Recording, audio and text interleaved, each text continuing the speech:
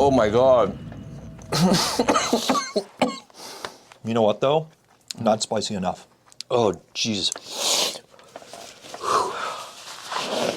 I don't think I'm gonna do this again.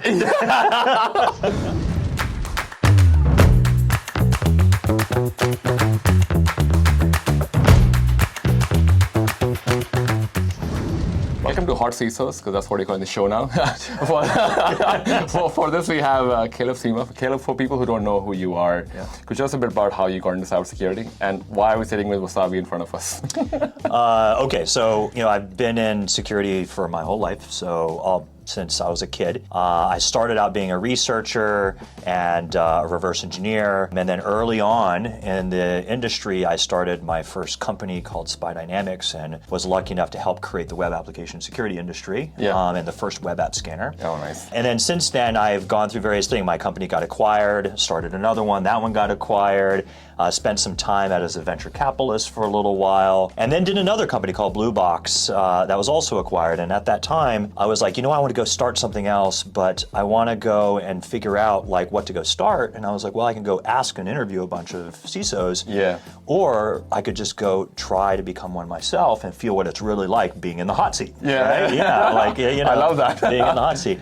And so I was like, okay, this is what I'm going to go do. And so I started out as in my first sort of operations career at Capital One, and learning how to defend a real enterprise and organization. And then I went and I was like, okay, I've got this experience at Capital One, which is very sort of innovative financial company with huge amounts of budget. I was like, I also want to experience what it's like being a security CISO with no budget and at a tech company. And so I went to Databricks, which at the time was actually quite small and a startup. I joined, I had one person, one contractor in Argentina, and then I grew that team, and then I went from there to be CISO at Robinhood, and which I actually just recently left. So that's a little bit of my career in a nutshell. I was going to ask a question. What is the hottest food you've ever had? Okay, so one of the reasons why I think we have wasabi in front of us versus the standard hot sauces is I cannot handle spicy hot sauce stuff at any level. At any level.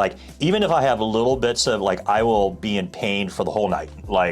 I'm cramps and I cannot do it. So anything that's peppery or hot sauce, it just ruins me. So the reason why we're having wasabi is because he's like, hey, do you want to do this pepper shit? So I was like, no, I cannot do that. And he's like, come on, it's fine. I'm like, no, I will be in the hospital if I go and do this.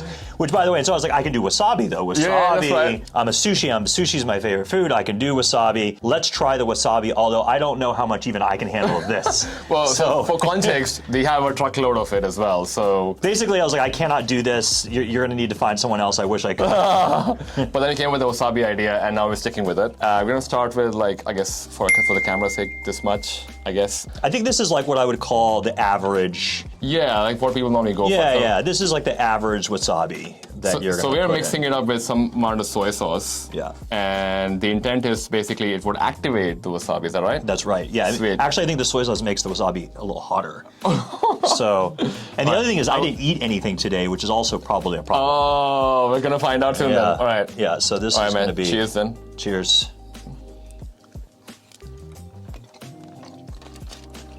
Oh, that's what I would expect from an average. You're right. Yeah, this is nothing, right? This is super easy. I think it's going to be number 2 and number 3 when we start, because they're going to become additive. Because we're going to start, it's going to become very thick paste, and that's when it's going to be problematic. That is when it's going to find out. All right, so if you weren't a CISO, what profession would you have taken? That's a great question. I actually think lawyer. Lawyer? Yeah, I think attorney, lawyer. A criminal law or? I think, I don't know the exact, I haven't thought too much about this, but one thing I think both my parents have said, and I also think really goes along with sort of my skill set, is the thing about law is it's a system, right? And there's structure to law. And what I like about cybersecurity is it's about finding the loopholes. And I think as an attorney or a good lawyer, it's about finding the loopholes in the system. And so, and actually even now, when you're an entrepreneur and you do these things, you read a lot of legal contracts, you start getting, and you start understanding the system, and you can start figuring out ways of evading, finding the loopholes, doing the things in that system, because it is a very complex system. Yeah. And so my parents have always said you should be a lawyer because you constantly want to rebellious and argue with us all the time, and somehow you convince us that you're right in this. Oh, well, so lawyer would have been a great profession then. Yeah. All right, going for round 2, man. I think we're going to spice it up though, literally. Yeah, this one's going to be a little bit. Right, just a tiny tad bit, like that much. This will be a little bit hotter, I think. We'll find out. Just a little bit. I love how the intensity of light increases as we try to increase the intensity of wasabi. And then how much sauce do you put on it? You have to like really get it in there, dude. Yeah, that's right. You can't just be the, Yeah. Okay, so that one is, Oh, wow. I'm gonna go a little bit spicier. You know what though? Not spicy enough. How dare you? Yeah. You know what I'm gonna do? We're going to one more. No, I'm gonna do on the next one, I'm gonna take a big chunk of the next one, I'm gonna put it on top and put the rest in there and dip it. Oh, I love it. All right, maybe you should do that now. And see what happens. Oh, you wanna do that now? Yeah, let's just do that now. So. Okay. All right, so I'm putting on top of it. I'm putting it on top. Should we not get this as well? You should probably hold the wasabi right on top of the sushi. Yeah, and I'm putting this in there too. You're putting the remaining in there? Yeah. Oh. And dipping it. Oh. Oh my God.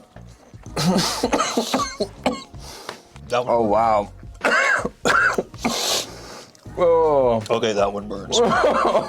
Woo! Oh, I love it. Oh. Yes. Oh my God. I hate the wasabi idea. I'm already crying now. Like, oh my God. Oh, that was good. Ugh. We got to do that again for the next one. I think so as well. I was like, that's That gets the right burn. so that's what we are hoping to get out of it. All right, next question. Yeah. If there is one thing that you could change the way we do cybersecurity right now, what would that be? Man, that's a big question. You know, there's so many things that come to mind. So I'm just going to go off whatever hits me first. And I think the thing that hits me first is I think we focus too much on cybersecurity, actually, and not enough about the foundations and fundamentals. Let me give you an example. To me, the more that I've been in this role in defending an organization, to me, cybersecurity is just a symptom of a root cause. Mm-hmm. The root cause is like, in engineering, what is our engineering best practices? In infrastructure, what's our infrastructure best practices? So for example, if you have really good engineering hygiene and really good infrastructure hygiene, it resolves 80% of a lot of these cybersecurity symptoms and problems that you have. So I think the one thing that I would change is that cybersecurity actually I think is just no longer this team that layers on top. I actually think engineering needs to eat cybersecurity. What do you tell non-technical people what your profession is when you meet them for the first time? Oh, I basically say, you know anything about computer hackers? And they're like, yeah. I was like, oh, I defend against those people. Oh, yeah. Actually, that's a good way to do it because kind of everyone knows what a hacker is. Yeah, everybody knows. Yeah. Yeah. Awesome. Yeah, like I defend it. Usually their response is, "Oh, that must be a hard job." Oh, like, yes, it is. Well, that's why I think you should join the profession. You need to increase more of those people. What was a turning point or moment in your life when you decided to become a CISO? I guess kind of touched on it just earlier. I did. But cybersecurity specifically, was there something? So you said you started with a web app company, you also kind of defined the space. Yep. So what was that turning point in your life that made you go, oh, this is it? You know, I've started in cybersecurity since I was a kid, right? And so I've experienced so much, like when it was not an industry, I like to say I was in security when it was a culture before it became an industry, right? It was few of us hanging around in mall cafeterias for 2,600 meetings, right? Like that's sort of where this thing's kind of stemmed. But the one thing that I've never really been is sitting inside of a company and like actively defending against attackers. Yeah. And the best analogy I can think of is this: is when you're a vendor, like you're creating products, you're like manufacturing, you're like a weapons dealer, right? Arms dealer. That's right. But the people who are in the companies defending, they're on the battlefield, right? They are the ones on the front line fighting the battles. Yeah. And these are two very different worlds. And I've only talked, I have friends, and I think I know what it's like being on the battlefield. You know, you're sitting at such a level of abstraction. Yeah. You're creating the weapons that they use, Yeah. but you're never in the battlefield. And I was like, you know what, like, I can go talk to people. You can go talk to someone who's on the battle, and they can tell you war stories. Yeah. But it's never the same unless you've actually been in that battle and you know what it's like. You're like, hey, this weapon that you've given to me isn't usable because of these things and these things. But you'll never know that unless you're in there in the weeds, in the dirt. Talking about in the weeds, we should have another one. Okay, yeah. We're doing it. So we're just gonna put some wasabi on top of. I'm gonna switch to this. What is this that looks like tuna? Yeah, tuna. And see what happens. All right, so I'm gonna do a big pile on top. Last one was definitely an interesting one for me. So, all right, big pile. Big pile. You got to do the big pile, and then I'm smashing some of that wasabi in there as well. Yeah, so you got to see look at the paste. It's got to turn into a paste, man. Damn, you know, all right. You're paste. definitely trying to kill me. I thought like this is going to be fun for me, but this is turning out to be fun for you, man. Yeah. Look at this. Look at that paste. Oh. All right, I'm going to dip mine in there as well. Okay. You ready? I don't know, I'm probably bad with the idea. No, you can't lose it. Oh my God. Come on. All right, I got it. You got it. Okay, ready? Cheers, man. No, cheers. You don't have to hit it. Oh, yeah. You're just going to...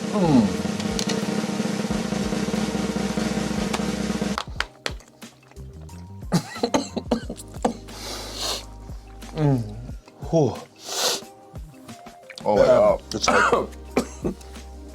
man, that shit clears your sinuses.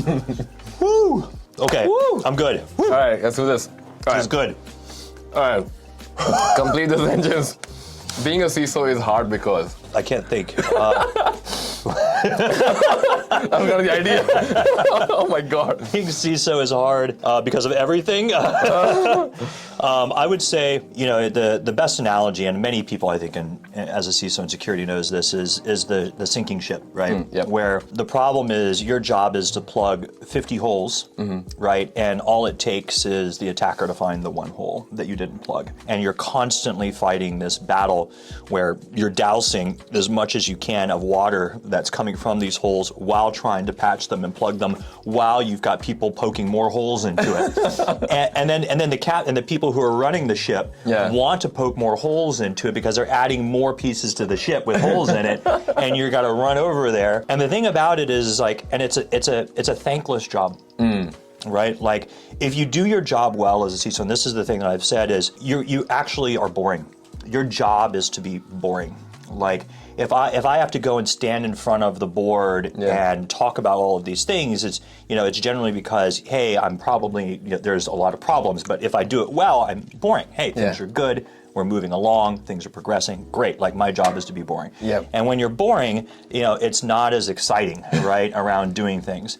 I think, like, CISOs, also myself as well, though, is the hard job is when you're doing a great job, most people don't notice you, right? Because the times that they do is usually because something has gone wrong. And you're constantly fighting this battle. And generally, if you're not noticed and you're fighting this battle, people think to say, oh, well, you're doing an okay job, you're doing great. We might want to move some money from here to over there. And that's why you start seeing these, like, 2.5, 3 year CISO cycles where these things happen all the time. Right. It's like, oh, well, things are going well, we'll start pulling budget, and then people are like, hey, wait a minute, like, I think I'm doing a great job here, right? What's going on? So it's just a hard job in general, I think. And why is it fun? What makes it fun? Here's the thing is, you have to love security, right? Like, I think it's fun when you love security and it's a passion for what you do, because it is a game. It's a game between you and the attackers. And I think it's fun to be able to watch and build up the protections and being able to prevent and stop, and knowing that you've done a great thing on protecting it gives you the sense of satisfaction. So to me, it's interesting. Like, I will read, like, I'll go to Black Hat or B-Sides or whatever, and I'll read like, if you read good exploits and good offensive things that people have done, it's it's amazing to me, right? Yeah. Like, I love the ingenuity. I love the thought process. Like, it excites me, even though I'm a defender and it makes my job more of a pain. Yeah. But I love the thought process and watching that, because you see how they've innovated. The struggle is then how on the defense side do we innovate the same way, to counter these things. And so, like, that's the tug of war that's fun. Talking about tug of war, probably do one more. Okay, let me get a little bit of water. Yeah, fair enough. This is taking the rest of it, right? Well, I have some more left on the side as well, so because we have about 4 more questions to go. Okay. So, do you want to stick with tuna or do you want to stick with salmon? I don't know. I did the tuna last time. Man, this is going to hurt. Yeah, Oh, well, God. both of us are already crying, so this is definitely like doing what we're expecting from the show, I guess. All right, man. This is going in. Okay.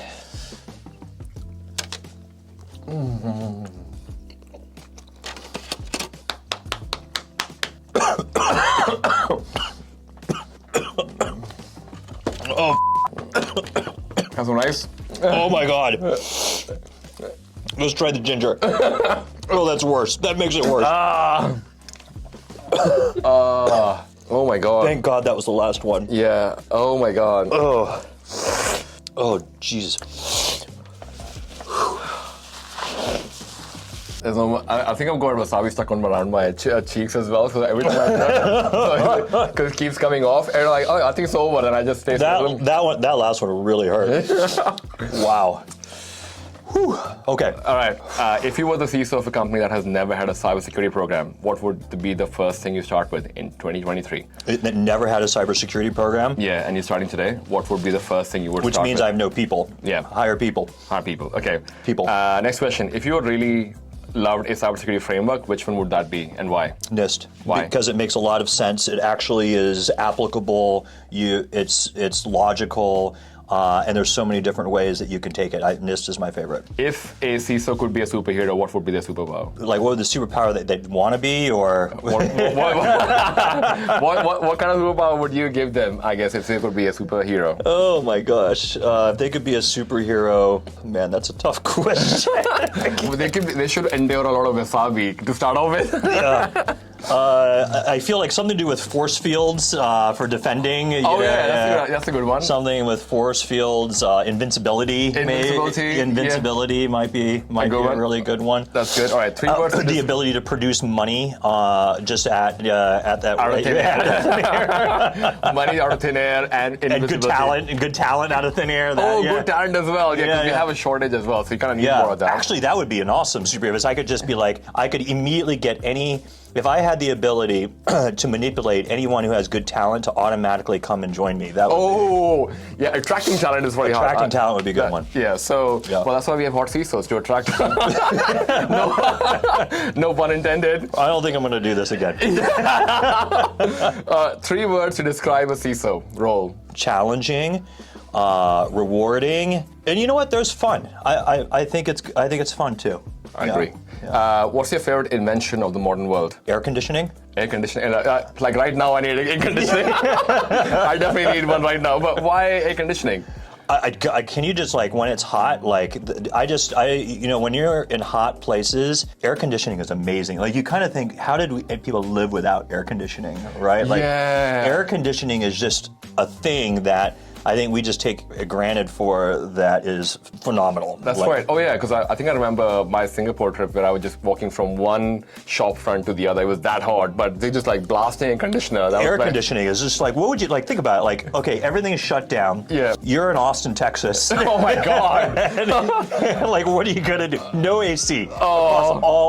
You got nothing. What are you gonna like? It's horrid. I don't know how they were doing it for so long. It's horrid. It affects your entire life and everything you do.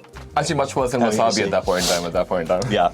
All right, last question. According to you, what is the spice of life that makes it beautiful? I mean, I could say, one, I think, obviously my family is like my spice of life that makes it beautiful. My kids, especially I have a 5-year-old daughter and a 3-year-old son and my wife, and I think that thing is the thing that makes life really wonderful for me. Yeah.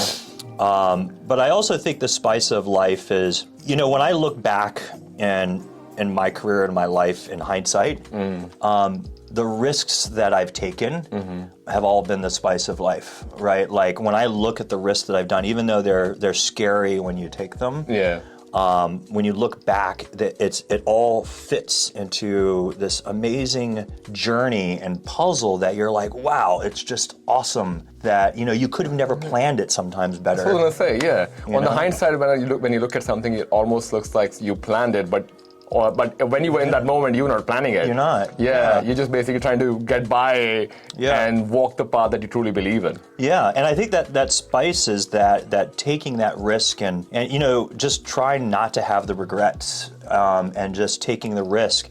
A lot of times, in the long run, comes back and shows that wow, like it really does. And so it adds. So when I look at my career and my life and the risks that I've taken, I'm like, wow, like I would have never. This would have never happened. This would never happen. My wife would have never done this. Like these are. If I didn't take those risks and did those things that are scary, like so to me, I think the spice of like doing something scary is like very well thing. said. Yeah. Very well said. Awesome. So that was most of the episode. This was scary. While we're still alive. Where can people find you to talk about more CISO stuff? And you can find me on LinkedIn. I think just message me on LinkedIn. I am on Twitter, but very rarely these days. So I use LinkedIn more. Awesome. Now I'll put that link in the show notes as well. Thank you everyone for joining, and we'll see you in the next episode of the Hot CISOs.